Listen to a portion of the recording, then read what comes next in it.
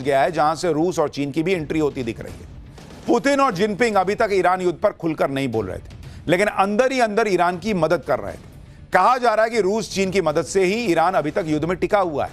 यह बात ट्रंप को समझ में आ रही है। ट्रंप ने तो पुतिन को फोन भी कर दिया। ट्रंप और पुतिन के बीच काफी देर बात हुई है। पुतिन ने ट्रंप से कहा है कि वो युद्ध में मध्यस्थता के लिए तैयार है। आप सोचिए कि ट्रंप किस तरह से बेचैन है कि वो पुतिन से बात करेंगे, अब तो ठीक भाई तू ही सुलझा दे। ईरान पर अमेरिका और इजराइल के हमलों के बाद से ही रूस ईरान की मदद कर रहा है। अब यह बात दुनिया के सामने आ गई है। ईरान के विदेश मंत्री ने भी स्वीकार किया है कि रूस ईरान की मदद कर रहा है। ईरान के विदेश मंत्री ने कहा कि यह कोई नई बात नहीं है। दोनों देशों के बीच लंबे समय से रणनीतिक संबंध है। रूस किस तरह से ईरान की मदद कर रहा है, इस पर एक रिपोर्ट के मुताबिक रूस ईरान को इंटेलिजेंस सपोर्ट दे रहा है, मिडिल ईस्ट में अमेरिकी ठिकानों की जानकारी दे रहा है, अमेरिकी एसेट्स की लोकेशन ईरान को बता रहा है, रडार, वॉरशिप और कम्युनिकेशन सिस्टम की जानकारी दे रहा है। रूस की मदद से अमेरिकी ठिकानों पर ईरान सटीक हमले भी कर रहा है। यानी रूस अपने सैटेलाइट के जरिए ईरान की मदद कर रहा है। इसी वजह से ईरान बिल्कुल सटीक हमले कर रहा है, जिससे अमेरिकी ठिकानों को नुकसान पहुंच रहा है। उधर चीन भी अब युद्ध में खुलकर सामने आ गया। ईरान और चीन के बीच तगड़े व्यापारिक संबंध है। ईरान का 90% कच्चा तेल चीन खरीदता है। यानी एक तरह से चीन अपनी एनर्जी सिक्योरिटी के लिए ईरान पर निर्भर है। ईरान पर अमेरिकी कंट्रोल का मतलब चीन के लिए परेशानी बढ़ना भी होगा। ईरान की मदद के लिए चीन से 2 बड़े जहाज ईरान की तरफ रवाना हुए हैं। इस खबर से अमेरिका में हड़कंप मचा हुआ है। इन जहाजों में क्या है, इसको लेकर अलग अलग तरह की चर्चाएं हो रही हैं। वॉशिंगटन पोस्ट की रिपोर्ट के मुताबिक इन जहाजों में बड़ी मात्रा में मिलिट्री ग्रेड का केमिकल हो सकता है। इस केमिकल का इस्तेमाल रॉकेट बनाने में किया जा सकता है। बैलिस्टिक मिसाइल में भी यह केमिकल इस्तेमाल होता है। जहाजों में चीन के हथियारों की खेप होने की बात भी कही जा रही है। चीन से निकले जहाजों पर अमेरिका और ईयू की नजर बनी हुई है। अब सवाल है कि क्या अमेरिका इन जहाजों पर हमला कर सकता है? अगर अमेरिका ने हमला किया तो भाई ये तो चीन के जहाज हैं, वो चुप थोड़ी बैठेगा। अगर जहाज ईरान पहुंच जाते हैं तो ईरान को रीइंफोर्समेंट मिल जाएगी। यानी दोनों ही स्थिति में ईरान युद्ध जल्दी खत्म होने के आसार नहीं है। रूस और चीन की एंट्री के बीच ईरान पर हमले को लेकर ट्रंप जिस तरह से और जितनी तरह की बातें कर रहे हैं, उससे भी लोग हैरान हैं। ट्रंप अमेरिका के राष्ट्रपति हैं, लेकिन सोचिए कि ईरान की नेवी के दर्जनों शिप तबाह करने के बाद ट्रंप उसका मजाक उड़ा रहे हैं। कह रहे हैं कि अमेरिकी सेना कह रही है कि शिप को डुबाने में ज्यादा मजा आता है। आप सोचिए कैसे लोग हैं यार। एक निहत्था शिप मार दिया, उसमें लोग मर गए, कह रहे हैं कि उसको पकड़े नहीं, लेकिन डुबाने में ज्यादा मजा आता है ना, इसलिए डुबा दिए। सुनिए जरा इस आदमी को। The Navy is gone. It's all lying at the bottom of the ocean. 46 ships. Can you believe it? In fact, I got a little upset with our people. I said, what quality of ship? Excellent, sir. Top of the line. I said, why did we just capture the ship? We could have used it. Why did we sink them? He said, it's more fun to sink them. I said, that's a... सोचिए एक देश की navy के दर्जनों ship आप तबाह कर दें और फिर कहते हैं कि शिप डुबोने में मजा आता है। इतना ही नहीं, कल ही ट्रंप ने कहा कि 4 लोगों की सलाह के बाद ईरान पर हमले का फैसला हुआ था। इसमें पहले हैं ट्रंप के दामाद जेरेड कुशनर, दूसरे हैं ट्रंप के विशेष दूत और करीबी स्टीव विटकॉफ, तीसरे हैं रक्षा मंत्री पीट हेगसेथ और चौथे हैं विदेश मंत्री मार्को रूबियो। ट्रंप ने कहा कि इन सभी ने बताया कि ईरान हमला करने वाला है। ईरान को रोकने के लिए हमने पहले हमला करने का फैसला कर दिया। सोचिए एक देश पर ट्रंप ने इसलिए अटैक कर दिया क्योंकि उन्हें 4 लोगों ने सलाह दी थी। इन 4 लोगों में इनका एक दामाद भी था और एक दोस्त था। ऐसे तो इनका देश चल रहा है। ट्रंप की फजीहत इस मामले में भी हो रही है कि ईरान में बच्चियों के स्कूल पर युद्ध में मिसाइल गिराई गई। ईरान के खिलाफ युद्ध के पहले ही दिन यानी 28 फरवरी को एक गर्ल्स स्कूल में मिसाइल अटैक पर ट्रंप बुरी तरह घिर गए। इस हमले में 150 से ज्यादा स्कूली छात्राओं की मौत हुई थी। अब जबकि ईरान ने टॉमहॉक मिसाइल से हमले का वीडियो जारी कर दिया है और जांच में वीडियो सही साबित हो चुका है, साथ ये भी पुष्टि हो चुकी है कि इस हमले में अमेरिका की सबसे पावरफुल मानी जाने वाली टॉमहॉक मिसाइल का इस्तेमाल किया गया, तो ट्रंप से इस पर जवाब देते नहीं बनना, क्योंकि दुनिया भर के मानवाधिकार संगठन इसे इंटरनेशनल ह्यूमैनिटेरियन लॉ का गंभीर उल्लंघन बता रहे हैं। ईरान इसके लिए ट्रंप को वॉर क्रिमिनल बनाने की मांग कर रहा है। और जब टॉमहॉक मिसाइल से हमले पर ट्रंप से जवाब मांगा गया तो ट्रंप ने कह दिया कि अमेरिका ने कई देशों को टॉमहॉक मिसाइल बेची है, ईरान के पास भी टॉमहॉक मिसाइल हो सकती है। सुनिए कैसे इसको हम सरल भाषा में थेथराई करना कहते हैं।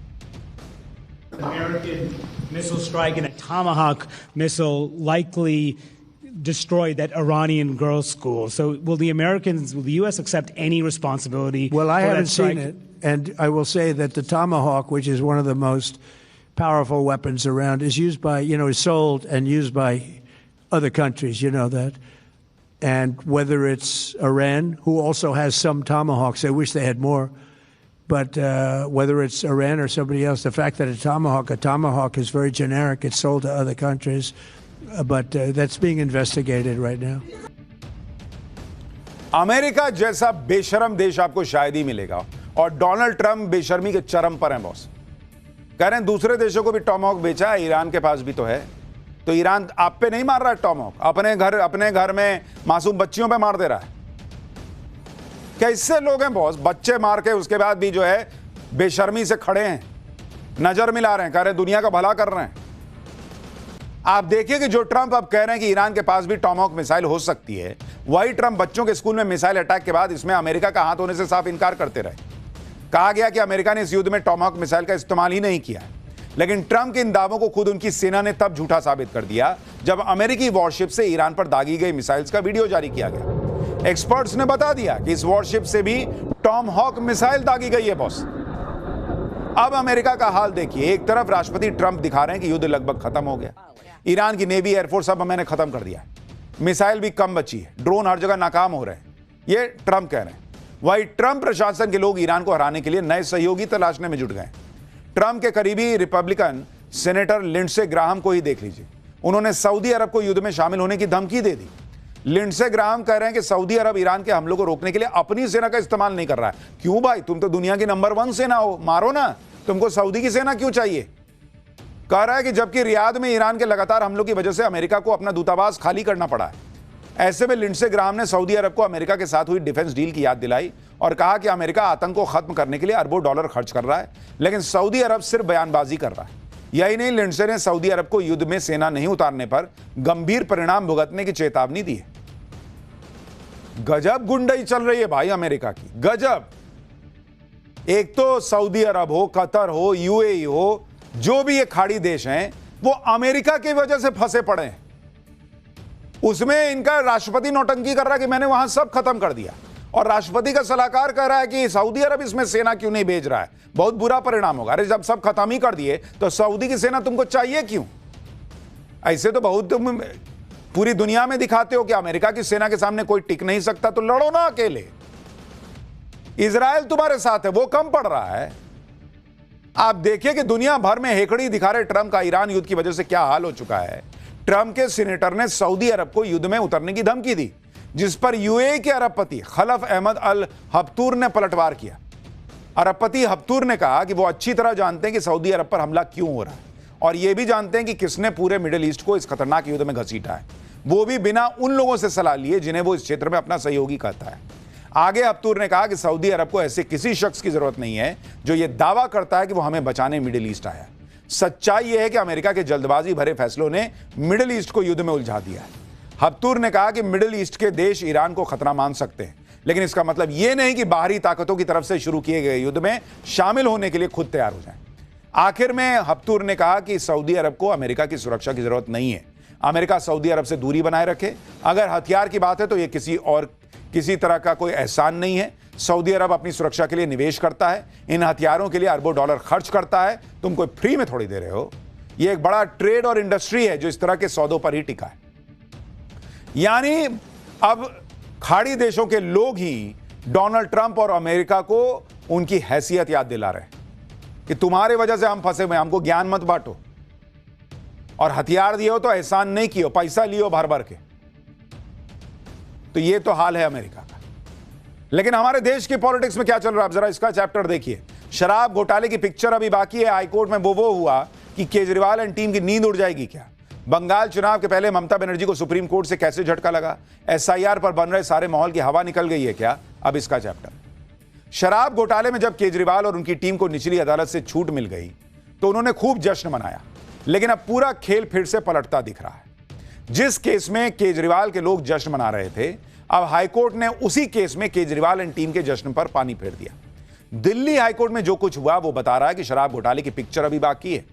जो केजरीवाल लोअर कोर्ट के फैसले को ईमानदारी का मेडल बता रहे थे, हाईकोर्ट में ऐसा क्या हुआ कि केजरीवाल और उनकी टीम की नींद उड़ जाएगी, आज इसके बारे में बताऊंगा। साथ ही आपको यह भी बताऊंगा कि ममता बनर्जी क्यों परेशान है। केजरीवाल को हाईकोर्ट से झटका लगा है, तो ममता बनर्जी को किस बात का सुप्रीम कोर्ट से झटका लग गया, आज इसका भी चैप्टर खोल रहा हूं। दोनों का इस दोनों खबरों की एक झलक देखिए, फिर आगे की बात बताता हूं।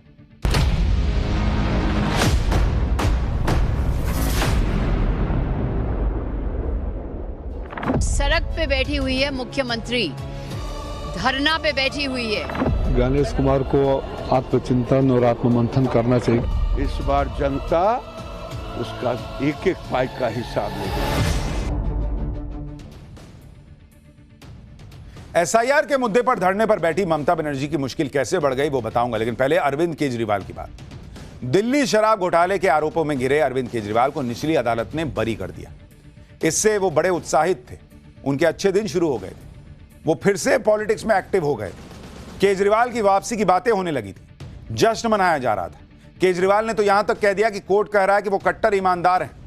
लेकिन जब सीबीआई ने ट्रायल कोर्ट के फैसले को हाईकोर्ट में चुनौती दी तो अरविंद केजरीवाल के दावों की हवा निकल गई। दिल्ली हाईकोर्ट ने सीबीआई की याचिका पर अरविंद केजरीवाल, मनीष सिसोदिया और 21 दूसरे आरोपियों को नोटिस जारी कर दिया है, जिन्हें ट्रायल कोर्ट ने बरी कर दिया था। आरोपियों को नोटिस जारी करने का मतलब है कि केस पूरी तरह बंद नहीं हुआ है और अब दोबारा से पूरे मामले की सुनवाई होगी, जो केजरीवाल के लिए मुश्किल ला सकती है। क्योंकि आप देखिए कि हाईकोर्ट ने ट्रायल कोर्ट के फैसले पर क्या कहा है। दिल्ली हाईकोर्ट ने कहा कि गवाहों और अप्रूवर के बयानों के बारे में ट्रायल कोर्ट की टिप्पणियां पहली नजर में गलत हैं और उन पर विचार करने की जरूरत है। सीबीआई इन्वेस्टिगेशन अधिकारी पर गलत जांच करने और पद का गलत इस्तेमाल करने की बात पहली नजर में पूरी तरह से गलत है, हाईकोर्ट कह रहा है। साथ ही हाईकोर्ट ने जांच में खामियों के लिए सीबीआई अधिकारी की जांच कराने के ट्रायल कोर्ट के आदेश पर भी रोक लगा दी। कोर्ट ने यह भी कहा कि जब तक हाईकोर्ट इस मामले में फैसला नहीं सुनाता तब तक ट्रायल कोर्ट ईडी वाले केस में फैसला न सुनाए। यानी जब हमने उस दिन फैसला आया था तो आपसे कहा था कि अरविंद केजरीवाल को एक लाइफलाइन मिल गई है कि जब तक हाईकोर्ट से फैसला नहीं आएगा तब तक तो भाई वो यही कहेंगे कि मैं ईमानदार हूं, क्योंकि निचली अदालत ने कह दिया। लेकिन केजरीवाल को झटका तब लग गया जब फैसला तो बाद में आएगा, लेकिन हाईकोर्ट ने निचली अदालत की कई बातों को ही गलत बता दिया। यानी अरविंद केजरीवाल के लिए हाईकोर्ट की ये टिप्पणियां झटके की तरह हैं।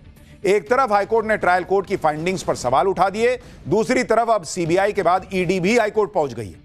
ईडी ने शराब घोटाले के आरोपियों को बरी करते समय ट्रायल कोर्ट की टिप्पणियों को हटाने की मांग की। ईडी ने कहा कि वो किसी भी तरह से सीबीआई की कार्रवाई में पार्टी नहीं थी। गलत टिप्पणियां रिकॉर्ड करने से पहले उसे अपनी बात रखने का कोई मौका तक नहीं दिया गया। ईडी के अनुसार यह स्थिति नेचुरल जस्टिस और जुडिशियल डेकोरम के बुनियादी सिद्धांतों का खुलेआम उल्लंघन कर रही है। लेकिन सवाल उठता है कि अगर हाईकोर्ट यह सुनता है और उसको लगता है निचली अदालत ने जो टिप्पणियां